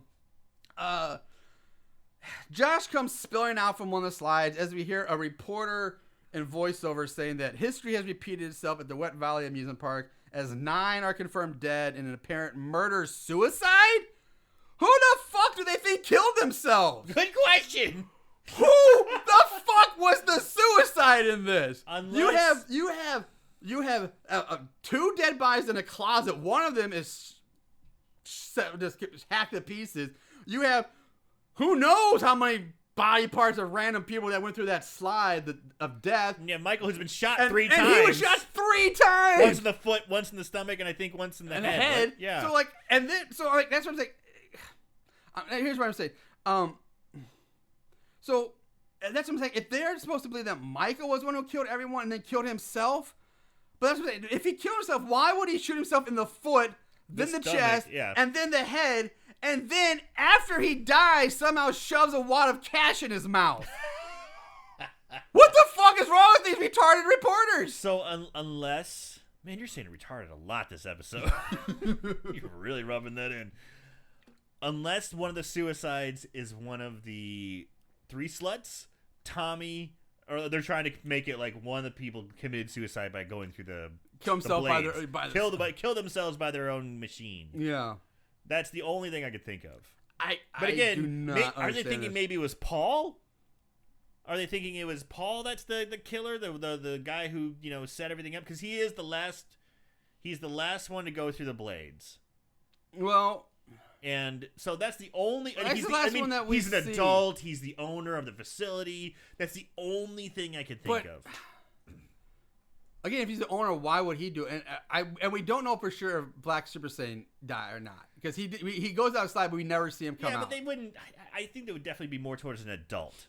Not like one of these teens. No, you were just saying how many people died. I was saying we don't know. Oh, I'm talking about Paul, like the suicide. Yeah, the one who I guess was the one who killed everyone and committed suicide. I haven't. Yeah, I don't know. That's what I'm thinking is Paul. And then one of the reports says more to come on the tragic mental breakdown of real estate mogul Michael Randall at the. So I guess that's what. So they're saying Michael Randall, Josh's dad, had a mental breakdown. I guess somewhere, and that he's the one. But again, that makes zero sense. So they're saying Michael's the. Well, they didn't say he's the. They just a voiceover reporter says more to come on the tragic mental breakdown of real estate mogul Michael Randall at the West Valley Waterpark. So I guess they're pinning on Michael, but again, that makes no sense. How do you don't kill yourself by shooting yourself 3 times, foot, chest, and the head, and then shove cash in your mouth after you die, or shove cash in your mouth first, then shoot yourself in the head? That's just a weird thing to do too. But what? What the shit, man? What the shit? We fade to black, and then we fade into a lawyer's office where we see Josh and Kim sitting across from a lawyer who's telling Josh that his dad left him his entire estate. Whoa. But before the trust can be transferred to Josh has to authorize the last real estate transaction that was left incomplete. That's a really odd thing to put in a will, and if that's not in the will, I don't think that works. I don't think you have to complete your family's business before you get your inheritance. That makes zero fucking sense. Right, that's pretty dumb. That's just bullshit. And that being that the father wanted to buy or build a new shopping center right over the West Valley Waterpark. So the lawyer hands Josh a pen and Josh signs some document. The lawyer then hands Josh a check for a very sizable amount. The camera shows a close-up of the check that reads, pay to in the order to or whatever, Priscilla Wilkerson for a sum of $20 million. Josh then hands over the check to Priscilla, who has been sitting there on the other side of Josh. We didn't see her. Josh says to Kim, he's so sorry. And he and Priscilla hug. And she says it's not his fault. Priscilla cries a bit, then looks at the camera, and then gives a very subtle smile. So I'm kind of confused. I'm very confused by this. Why would the check be written from the lawyer to Priscilla and then Josh give her a check? Shouldn't okay, hold on. I'm confused about what's going on in the water park. Is she selling the water park to Michael? Was that the thing? Yeah, I guess so. She was working the deal to sell it to Michael. Okay, so she was going to get paid for selling the water park, but a water park is worth $20 million. I mean, is the land that valuable? Yeah, I don't. And I don't know. I'm so confused by this. Yeah. $20 million is. I don't think any water park would be worth that much. Like Six Flags has a water park, but maybe all of Six Flags would be probably more than $20 million. But that's an entire giant theme park. So money aside, like the closest thing we have is Raging Rivers here, and that park ain't worth nowhere near $20 million. So many staph infections. Yeah. Okay. And pea-filled lazy rivers. Anyway, let's move on. I'm so confused. I'm so confused by this ending. I don't know why the check is written her name. And it's not like it's handwritten on her. It's printed on there. Like it was printed out of a printer with her name on it. So that means if they would end this thing with her name already on the check is printed out for her. And then why is it not made out to Josh? And is that $20 million the entire estate that he's getting? And or is that just the money for? That's the real estate transaction. That's why it's like I'm so perplexed that it's so much. Yeah, like I don't. Maybe We're getting way off topic. Maybe the land is because it's beachfront, like there's a lake, so there's waterfront property. Maybe it's a pond. Yeah, it's a. I don't understand this. Anyway, so that's it. And then we cut to Priscilla back at the water park in the locker room. This is all in slow motion, by the way. She's walking through the locker room, putting on her Wet Valley t-shirt in slow motion. And then it goes back to the flashback of the POV we saw earlier where the person's sliding down that water slide back in 1984. And then this time when they hit the bottom pool and see the dead guy floating in the water, only this time the flashback goes further. It continues on. And we see a hand reach out for the body. And then we hear a little girl's voice screaming out, Daddy, please help my daddy. Please help. The POV pans up. And we see two lifeguards on duty making out on the lifeguards. It cuts to Priscilla primping herself in the mirror, like looking right at the camera and primping her hair, which is teased out like the ass, big man. poofy ass hair. And then we hear Michael's voice saying, "Please, I'll give you whatever you want," followed by a gunshot. Then we see the young girl flashback again. The young girl walking out of the bloody pool. Priscilla back to the present. Priscilla turns and walks away. We cut back to the lawyer's office where Priscilla looks into the camera with a full smile on her face. Blackout, roll credits. After the first bit of credits, we cut back to the blood-filled pool. At this point, the water is all calm, all is quiet. It's just a flat surface on the water. It's really peaceful. And then shooting out from underneath the water with his mouth open, looking a little disfigured, is the boy with the injured foot wearing his fucking headphones. So that's the end. So basically, the end of the day, this whole fucking movie is like a boring, shitty ripoff of Friday the 13th. Complete with the jump scare ending. With a kid in the water? What? With the... What? Wow. This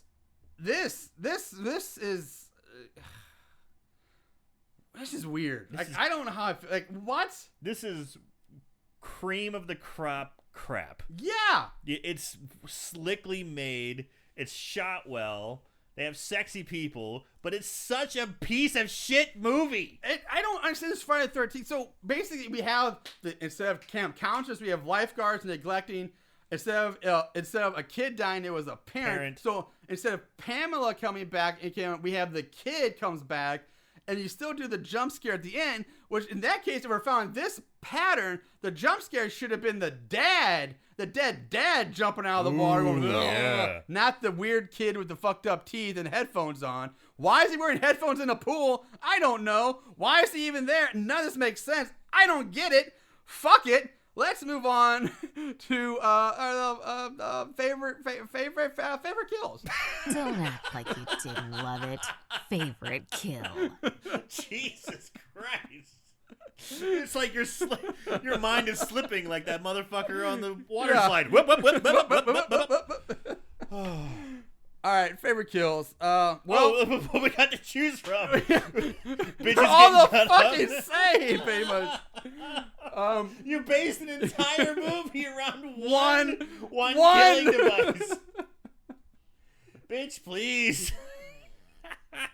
I guess it's got to be Alice getting the going through the X. Yeah. X gonna give it to you. X gon' give it to you. Going through it.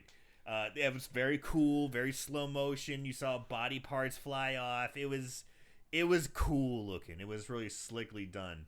But that's the only one that really mattered, Yeah. So yeah, that's the one. Yeah. At one point, I thought maybe the opening kills where the girl gets hacked up, you see the body parts fall, rain down. That was pretty good. Yeah. But favorite kill again, it's gonna have to be Alice because that's the on and on where you actually see the blades like really like slice somebody up, and it's it's slow motion, but the way it's done with her head, like her arms and it just get cut get It sliced looks off, really and her good. torso gets Yeah. sliced, and like these chunks, and like they're perfect. It's not all jagged. They're perfectly sliced. Like it looked really good. So yeah, there's really no choice in that one. It's got to be Alice. That's it. So let's move on to the odds and ends. Just when you thought it was over, here comes the odds and ends. All right, so ratings. IMDb gives it a 4.2 out of 10. Rotten Tomatoes gives it a 25% on the old thermometer with a 29% audience score. And Amazon gives it a 3 out of 5. Plot keywords. Holy fucking hell. Holy fuck, dude. 343 plot keywords for this movie. Blew my mind. So weird. That this movie has been watched enough where people have taken that much effort to put 304. Last week's movie had like one. Right. One. I think it was just one. It was jeans. One plot keyword. Which is also a recent Canadian horror movie. Yeah. That one was actually kind of decent, though. Yeah. 343. Many of them are of all the same ilk. Kind of all the same. So sit back and enjoy these. Sex scene. Sex standing up. Fully clothed sex. Interrupted sex. Sex in the shower. Murdered while having sex. Caught having sex. Watching someone have sex. Sex outdoors. Rear entry sex. Those are all just the sex ones. Then we had F word.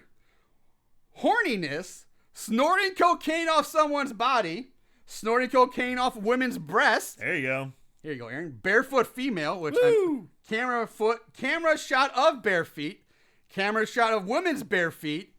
I'm assuming you got on there and typed those in. No. So. And I like this one. Dude, bro. Dude, bro. Was a black keyword. And others were, man wears a see-through crop top. Man wears a net shirt. And my favorite of all these is sitting by a window. What person out there is just fiending for movies that have someone sitting by a window? Like, ooh, I gotta give me that sitting by a window shot. So obscure. I That know. could be any fucking movie. I know. That's why I was like, I have to. Like, that blew my mind. That's a plot keyword. That's crazy. All right, moving on to trivia. There's two pieces I have. One I can't verify. I don't know. So this movie was renamed as Final Destination Waterpark for a Russian theatrical release. Because it's common practice in Russia to change movie titles by connecting them to the widely known franchises, even if they have very little in common. That's something like a Full Moon would do, That's man. hilarious. That's a Full Moon move. That's hilarious. Can you imagine this being a Final Destination movie? And apparently Aquaslash takes inspiration from a pitch script, Summer Slash, from some horror podcaster named Eric. Not Cincinnati Jeff, not that Eric. From some other horror podcast. I cannot verify that, but that was there. So I'll read it, but I don't know. It was filmed at the Super Aqua Club Water Park in Point Calumet, Quebec, Canada. And the taglines were, blood is slicker than water, and your killer vacation awaits. And that's I like all that first one. Yeah, blood is Blood slicker. is slicker than I thought that was water. pretty good That's too, pretty- actually. that's That's pretty a fun. pretty good tagline. Now, I don't have the budget, so I don't get to do an actual budget game. But I don't have a soundbite for this, but we do get to play Guess the Worldwide Gross. You want to guess how much money this movie made in the theater? $200,000. Fuck it, I'll give you that win. $151,067. I was thinking it can't be much. Can't be much. So there you go. That said, let's move on to the Mortal Kombat combat. At the end of this day, one shall stand, one shall fall.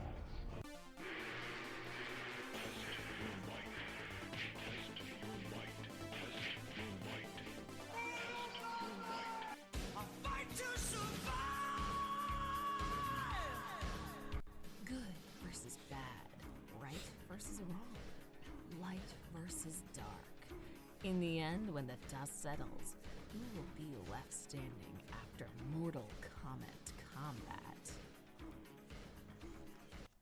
All right. This battle is a little more balanced than some of the other ones we've seen lately. So, starting with our 5 stars, First I said there were 328 total reviews on Amazon. Jeez. That's a lot for. I know. I'm stunned for this it's movie. Like a newer movie too. Yeah.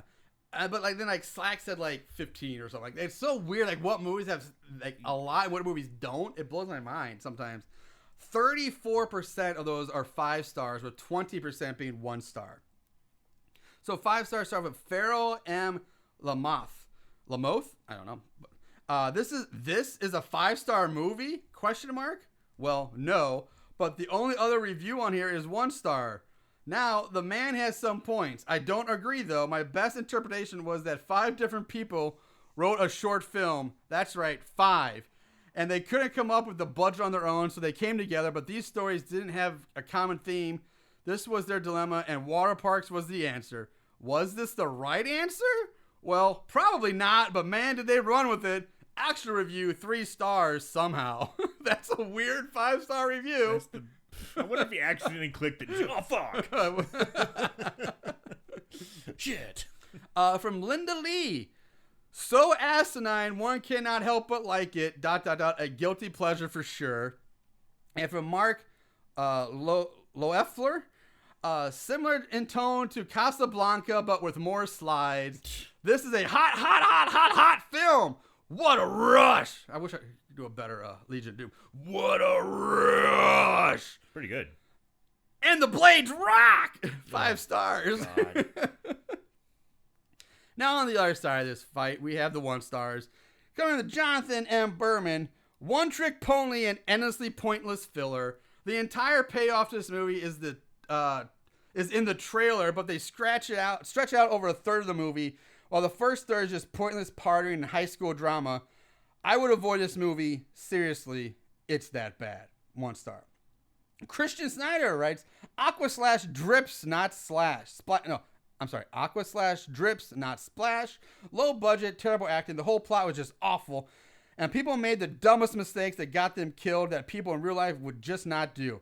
If someone worked on the plot, maybe it could have been saved, but it was just so cheesy. Think Jason Voorhees goes to Waterpark.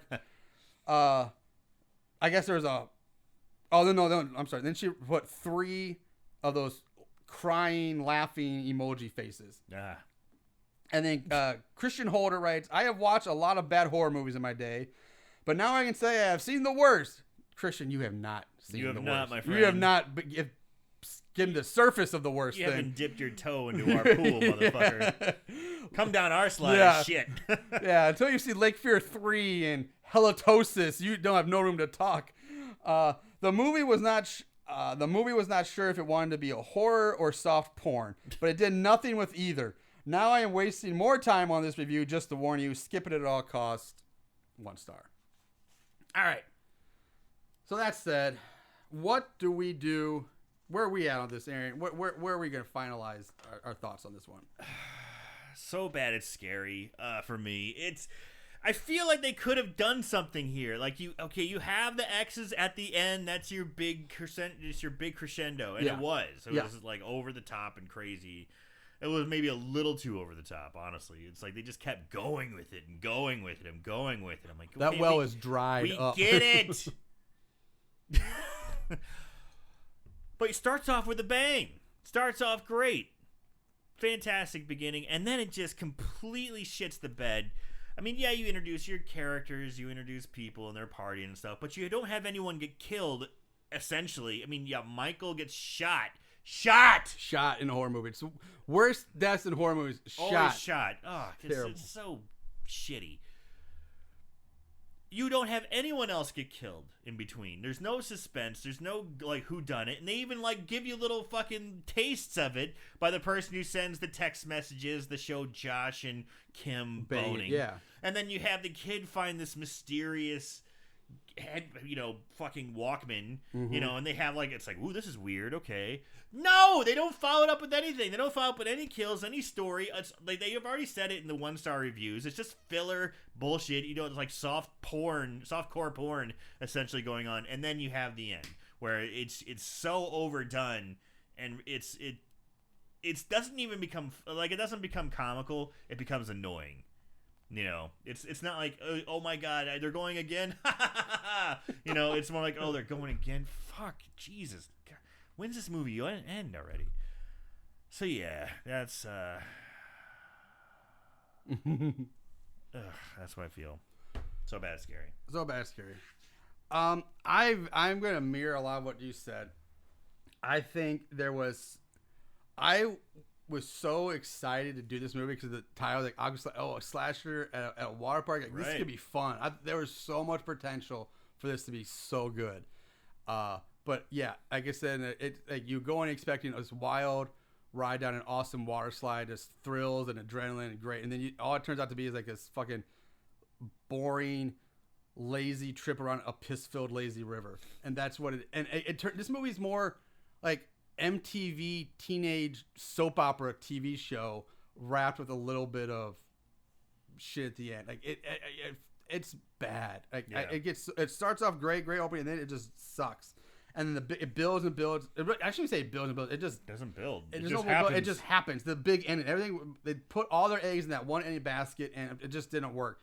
Like I wanted, like that one person said, it didn't turn out to me. I want like Jason Voorhees at a water park. Basically, I wanted that slasher, but it didn't happen. But there's so many potential things to do at a water park with use your imagination. You have all these nameless characters that don't fucking matter to kill off just fodder.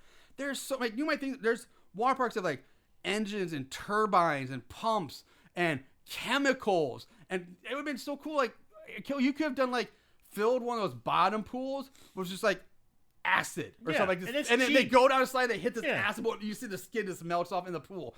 That's an awesome kill. You could have somebody get thrown into like the turbines or the pump system and get all mashed up. There's so many different things that could have been done to make this so much more fun. And I feel like they had that at the beginning. They showed the guy get killed and fall down. Yeah, like, fall down. Like he died from falling through. Like that's well, I know when I'm at water parks and I'm walking up those motherfuckers, I look over the side like, God damn. You know, like I don't like heights that much, so I'm just like, fuck. There's just so much. You could have killed you could have used like safety equipment. You could like impale somebody with one of the pool skimmer. A skimmer. Thank you. Yes, a skimmer or one of the hook things or a life person. It could have been, if this was been an actual slasher, this could have been so much more fun. And that's what I was hoping it was. Oh, and think about a concession stand too. You could have a kill in a concession stand. I feel like we're doing the work for the movie here. Yeah, we are. I mean, in locker room, you could have had beach towels involved somehow. You could have had there's all kinds of stuff. All sorts of stuff that could have done. Fun stuff that can happen. Yeah, water parks are fucking death traps by themselves. Yeah, but they really put all that eggs in that one big payoff for the X's. And the first time you see it, great. But you know what that should have been? One kill. That should have been one kill in the whole movie, and you move on. Not everybody at the very end of a. You spend 40 minutes building up to this 20-minute climax, quote unquote, and which just gets old. Real quick. It gets old. Yeah, old really quick. So water parks, Marshall. Question. Yeah. If you could only choose one, either going down slides, all kinds of cool, fun slides, or a piss-free lazy river that's pretty awesome, which one would you do? Well, I probably picked the slides because lazy rivers are great. The best one I ever been on was the one at Typhoon Lagoon down at Disney World back in the year we were there when they first opened back in 1990 I think. Oh, and their lazy river was awesome. It was huge. It was wide. They had all sorts of fake shipwreck debris. It was really, really cool. Now, the lazy river at Raging Rivers. Okay, the most badass lazy river. Let's just say I'd still pick the water slides because as nice as the lazy river is, you just kind of float around. It's nice and relaxing, but if you're at water park, you go there for slides. If you can only do one, we'll go down some awesome slides. I would think that would be the thing you'd pick. I'm getting old. I'm getting lazy river all day. I just want to sit back with a little drink. Well, no, you didn't say that. You didn't say we could have drinks. Oh, okay. Now, if you could just float around with a beer or some lazy river with a pina colada with some fruity drinks, that might be the way to go there. But so you didn't say drinks were available. No, that's true. But anyway, I'm also saying so bad it's scary because it shut the pool on this one. It shut the pool. Drain the pool. This movie sucks. What was it Caddyshack the pool? Yeah, the Baby Ruth that fell in there. Yeah. Yeah. So That was sad. It saddens me. But all right, that's it, guys. Thanks for listening. If you enjoyed it, support the show. You can check us out on Instagram and Facebook and Twitter.